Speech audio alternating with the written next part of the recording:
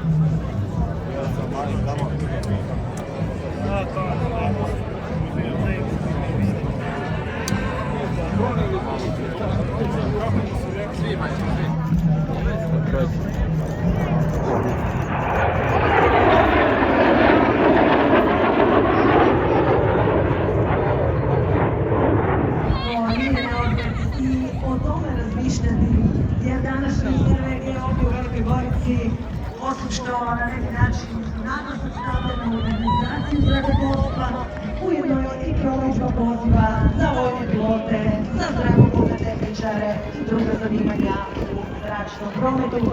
Velika Gorica, dragi naši gosti, ostanite s nama kroz